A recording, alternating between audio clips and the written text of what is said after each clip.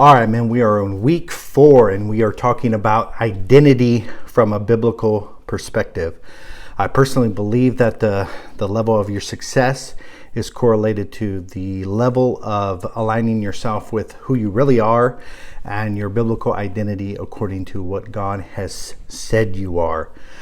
So we're going to continue on in our journey here. We're going to talk about, first of all, the identity of a disciple.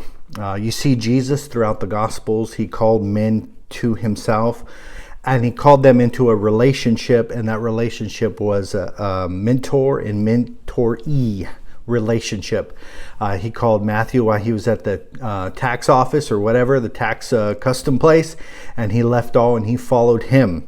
And you see throughout his ministry there at the start that he was calling people to a relationship, and that relationship was that of a discipleship. So our first identity is that of a disciple. Okay. Then said Jesus unto those Jews which believed on him, if you continue in my word, then you are my disciples indeed. Okay. And so he was establishing this pupil, mentor and mentee relationship, and that our very identity is wrapped up in that we are his disciples. You are his disciples. And so it clearly spells that out for us. Now, if we accept this identity, then there's certain facts that kind of begin to take place in my life and our life. And the first one is that I am the one who is going to learn from somebody. And that somebody, of course, is the words of Jesus and the gospel and stuff like that. So if I take on the identity of a disciple, I'm taking on the mindset that I am going to learn, and that I'm going to investigate what he says, and I'm going to gain knowledge and understanding from that study and from that instruction and from that experience. And that means I'm going to read and I'm going to ask myself, what does this mean and how is this going to be applicable to my life? And that's where the foundation of Christianity lies. And that we're going to look at the words of the Master and say, you know what? What does this mean? How is this applicable? And what does it mean for me now? And looking at it in the sense of where in my family, faith, fitness, and finance is this not playing out? And that is, if we're talking about, let's just say, forgiveness. Jesus talked to us about forgiveness and how that we are to forgive. And then we look inside of our lives and say, you know what, where in my family, faith, fitness, and finance is this not playing out in a awesome fashion, right?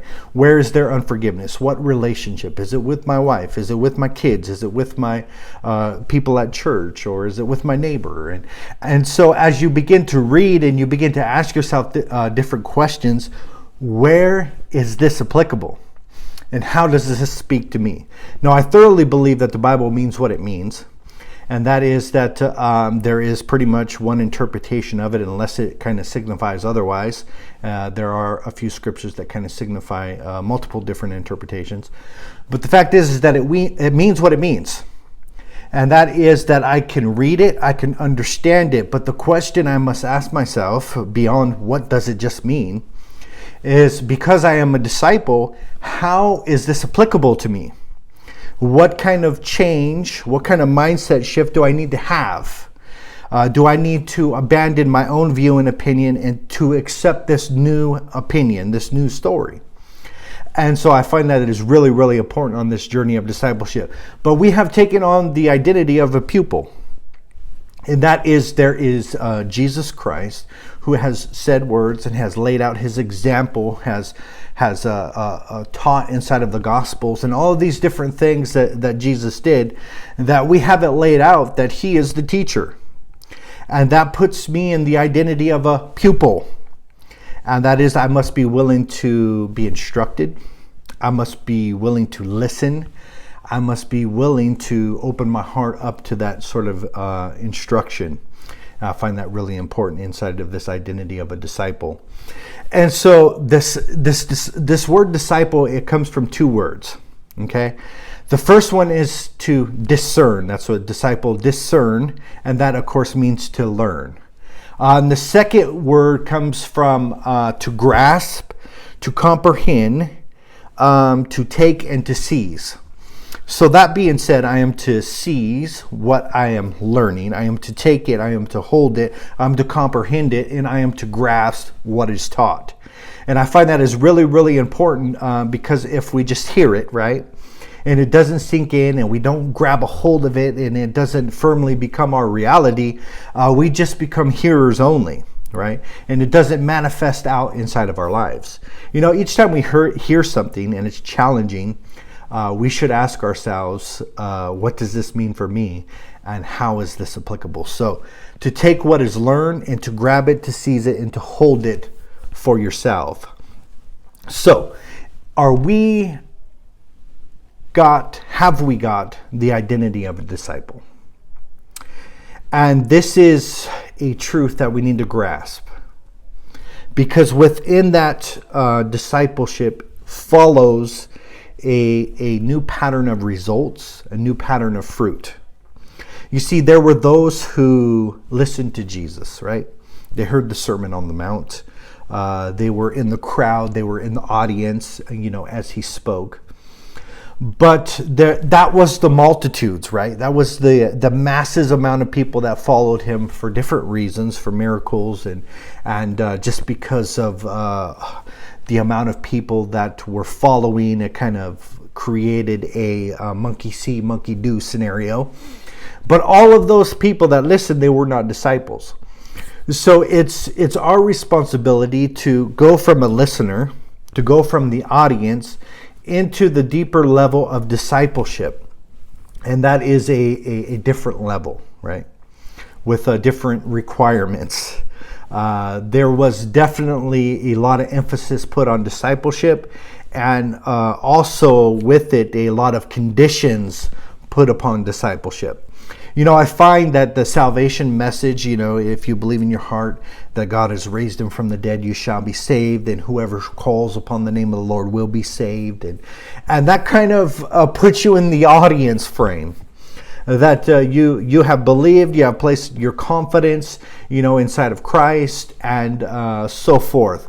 But then there's another call, and that is the call to discipleship. That is to go all in, and that is to model your life after the example and after the teachings of Jesus. And I find that to be a much deeper level. And so he tells these people, if you continue in the word, you are, there's that identity statement again, you are my disciples indeed, and you will know the truth. Remember that word know we talked about in the past. Be intimately acquainted with the truth, not a concept or an idea, but a person, the way, the truth, and the life. And that you'd be intimately acquainted with the truth, and that truth will begin to make you free. And so within that is the first is to be the kind of person that says, you know what, I am a disciple, and I'm going to rise up in that identity. That means I'm going to be the kind of man that continues in the word. You see, when we grasp this identity, our behavior begins to follow suit. So I am a disciple, and I am going to be the kind of person that continues in the word. And that means I'm going to look at it. It's going to be my daily bread. Now, the reason why it's called daily bread is because, we are called to live for today, be present in today, to live in the now, pretty much a one day at a time scenario. That daily, we need to get that bread of life. We need the inspiration daily. We need communication, and God needs to, speak to us in some sort of daily fashion. And so that comes through reading. And that comes through opening yourself up on a daily fashion. You see, the ancient people of Israel, they had to gather their manna daily. And that which was left over, of course, spoiled. So I have adopted this mindset, of daily getting into the word, and then taking that same thing that I've learned and giving it to somebody else. And so you are the manifestation of that truth that I believe. That I am going to receive it for myself. I am going to ingest it. I'm going to swallow it. I'm going to let it become a part of who I am. But then I'm going to take it and I'm going to communicate it to somebody else. And this is really the foundation of discipleship that we are called to do, is to go forth and make disciples. And that is people that are followers and go all in with Jesus. So the first one, the kind of man that continues in the word. The next one is the kind of man that continues in freedom. Remember what he said, you are my disciples indeed, you'll know the truth, okay? And the truth will make you free. And that is that I'm going to be the kind of man that walks in my freedom. You see, we have and hold freedom, and it's been declared to us. And the only thing that's needed now is for us to believe the reality that we are free and begin to walk inside of it. You know, I find many detrimental belief systems inside of Christian men, but this is one of the strongest ones, and that is that they are praying to be free. That someday, somewhere, somehow, God will decide to wave his magic wand over them and therefore relieve them of the lust and the desires that are going on inside of their nature and inside of their heart, and that they'll somehow be free by divine intervention. And here's the reality of things, is that God declares that you are free. So you listening to the sound of my voice, the reality is that your identity as a disciple is you are free. Now, you could take that truth and begin to believe it and walk inside of that freedom and begin to experience the reality of that, or you could continue in the mindset that you still need to be delivered. But from God's perspective, he is under the assumption that you have already been delivered and that everything you need has already taken place. And so there's nothing more that God needs to do from his point of view. It's our point of view that needs to rise up to his paradigm and believe what has been accomplished through what he did on the cross. And see, that's a big difference. Number 3, walks in love. By this shall all men know that you are my disciples, by the love that you have for one another. And the evidence of proof that you have been connected with God is the manifestation of his very nature, right? And we know at the core of who God is that God is love. Even in the manifestation of his anger, it is connected inside of his love. Even the manifestation of his discipline that he has to use to course correct his children is still a manifestation of love. And even the punishment of the wicked to put them out of their misery so they don't live forever in this state of hatred and animosity, and be in his presence and really hate his guts to the core. Even the banishment from his presence is an act of love. Everything inside of that.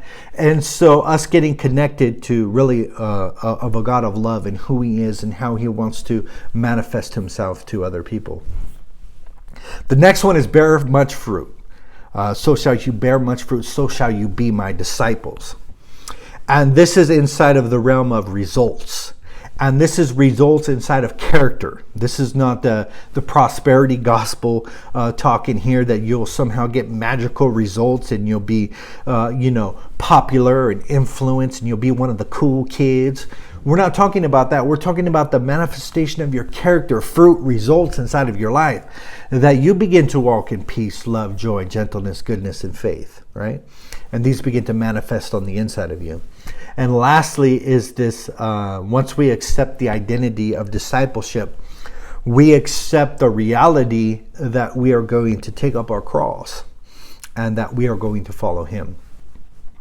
Now, taking up our cross is really taking up the message, but it's also taking on the persecution of which on the message on which we stand. Because the reality is that God's paradigm, God's point of view is not that popular. Okay? It's not highly accepted. In fact, in every social and news outlet and all these different things, it is thoroughly challenged. And that is whenever they can get a professing, powerful Christian to come on their show and begin to water down their belief systems and kind of dance around certain topics. They find it a cha-ching and a success inside of their media because they got someone to compromise on something very essential, right? And so taking up our cross is taking up God's view, God's belief system, God's paradigm, and accepting the persecution that comes from that belief system. It's not popular, right? It's not popular to say that Jesus is the only way and that he is the way, the truth, and the life, and no one can come to the Father except through him, and all of these different things that the world wants to dance around and say, you know what, we're all children of God, and that we're all sons of the divine, and there's all these different ways into heaven, and just pick one, and blah, blah, blah. And so it's not really, a popular message to accept God's paradigm and belief system. So there are so many Christian identity scriptures that we're going to go into a couple here and really try to grasp thoroughly what the identity is being spoken over us.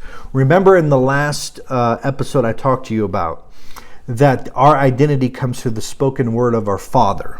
Okay, and this is our Father in heaven sending affirmations to his men, to his people, about who they are. And it's spelled out thoroughly. 2 Corinthians 5:17. Therefore, if any man be in Christ, he is a new creature. Old things are passed away. Behold, all things are become new. And so this thoroughly identifies who we are, and that is he is statement. He is declaring a label, okay?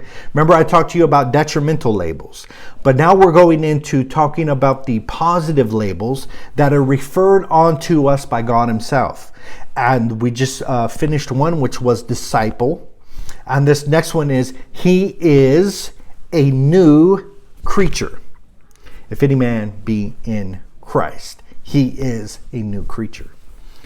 So first is this in Christ scenario.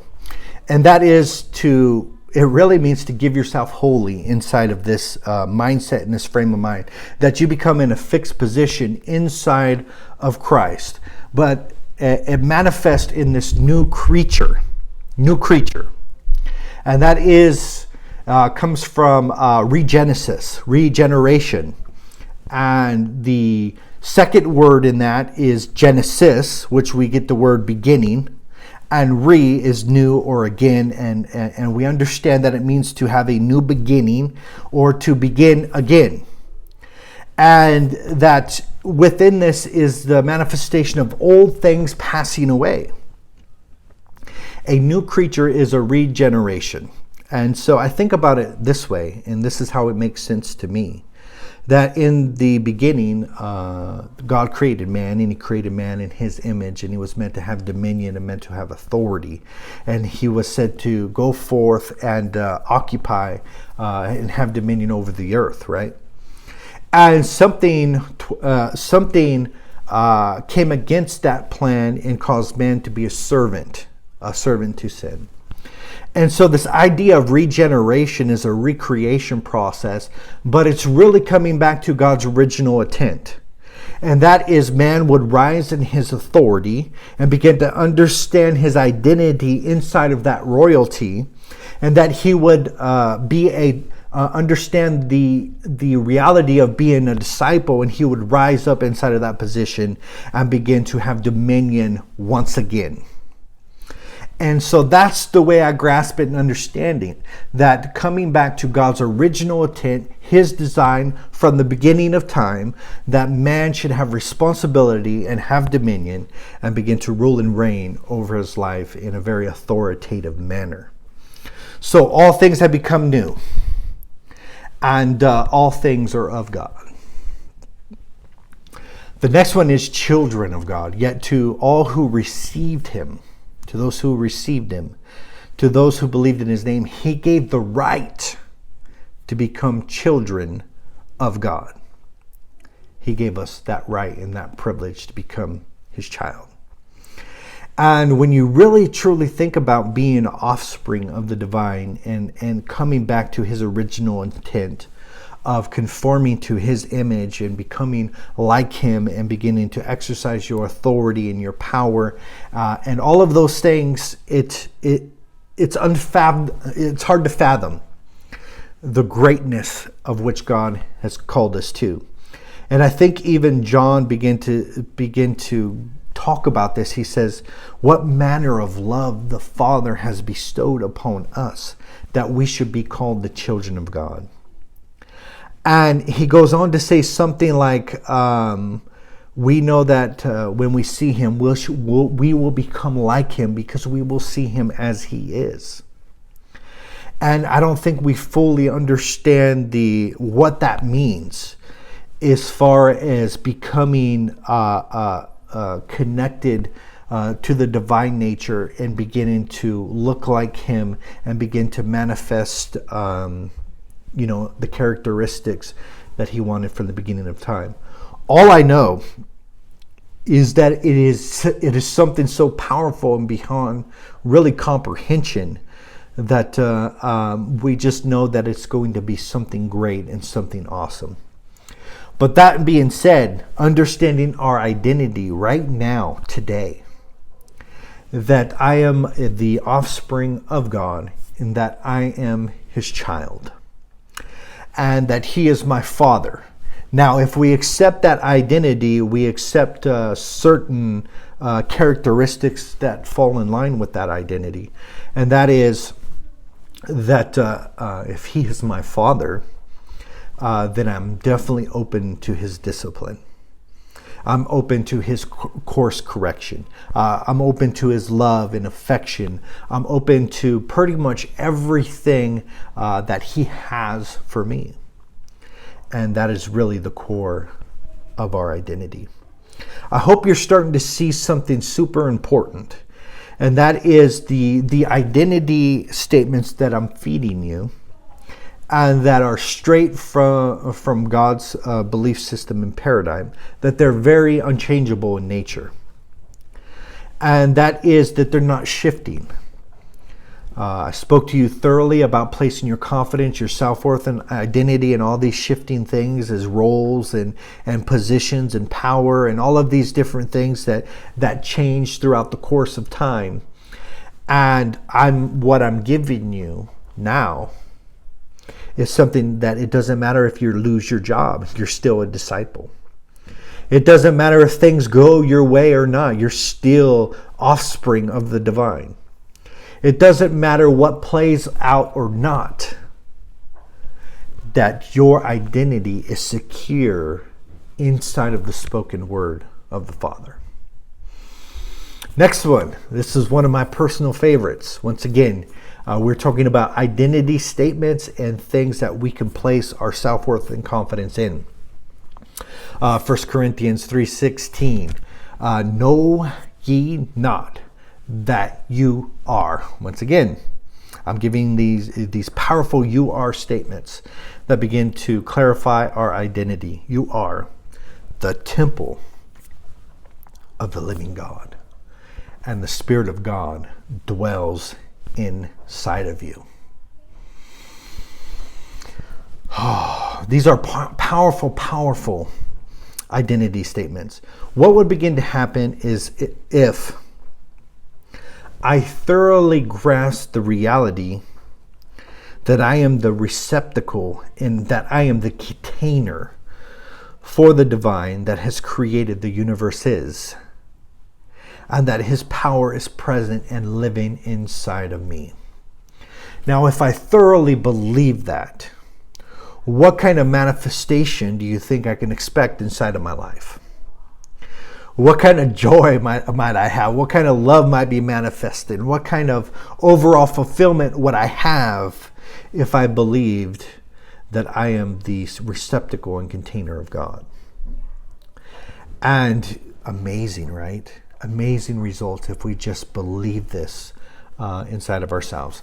So there's so many. I'm not going to really comment on every single one of them, but what I'm going to do for the next minute or so is that I'm just going to thoroughly spell it out for you, okay?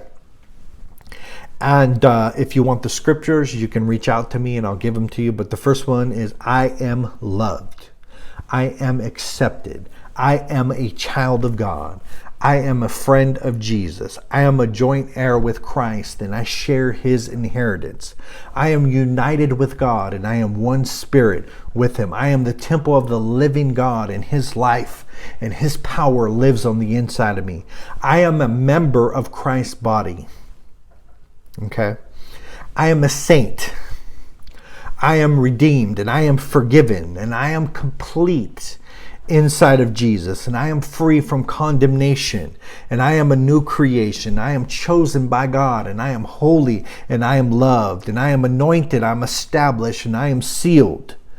I don't have a spirit of fear, but I have a power of love and of a sound mind. I am God's co-worker, and I am seated in heavenly places with Christ, and I have direct access to God, and anytime I can reach out to him, and I am chosen by him to be fruitful and multiply and have dominion in this earth. That I am God's living stone and I'm being built up as a spiritual house. And I can always know the presence of God because he will never leave me, nor will he forsake me. And I can ask God for wisdom and he will give it to me. If you listen to those powerful things and you didn't get excited, I encourage you to listen again. Because these are called New Testament realities. And they are true of us. And once we begin to let our full identity just sink in, we begin to let go of the false identity. We begin to let go of living in the shadows and living in the flesh. Because we understand who we are. And guess what? You are going to rise up to your level of perception. You are going to rise up to who you believe yourself to be. And if you are this, and if you are royalty, and you are a son of divine, and you have all of these things, you're going to begin to rise up to that perception. Because it's almost impossible to continually behave in a manner inconsistent with who you believe yourself to be. Now, we could stray away at moments, and then our conscience comes and convicts us and gets us back in line, because God will not allow us to live beyond what we believe ourselves to be. And so it's time to get in tune with who you really are. Because we're talking about wanting change, right? We want a kind of an effortless change. And that is that we want to be changed from the inside out, not the outside in. And that is the problem that we face, that we have all these behavior modifications and accountability programs and partners and all this different stuff. And we're trying to change from the outside in, when God has established a system of mind renewal that we begin to understand who we really are, and then our behavior begins to align with the reality of our true identity. Our true identity, not the false identity. And so, with all of this, we have to understand not only who we are, but who we're not. And thankfully, the Bible clearly spells that out for us too, for us to thoroughly understand what we are not. John 15:19 says this: if you were of the world will love its own. But because you are not of the world, but I have chosen you out of the world. So it's clearly spelled out in this identity statement of you are not of the world. And so the identity statement here is, you know what? I am not of this world. I'm from out of this world. Or my home in my kingdom is not from this earth.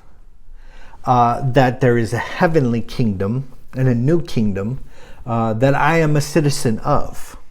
And this brings about the new identity. And that is, you know what? We're so in connection to worldly systems, worldly ways, carnal politics, and all of these different things that are just a clear manifestation of the world's paradigms and the world's belief systems.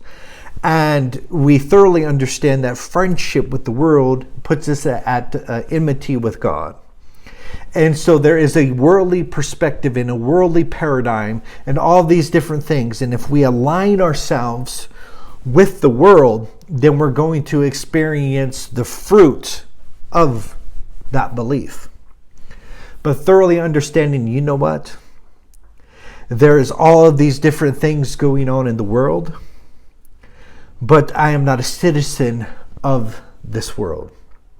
That my hope is in the world to come and to the kingdom come. And I pray and I hope and I'm preparing for the coming kingdom, where the lion will lay with the lamb and there will be peace on earth, and he will begin to rule and reign, and we will begin to rise and rule and reign with him. That is the reality in which we believe.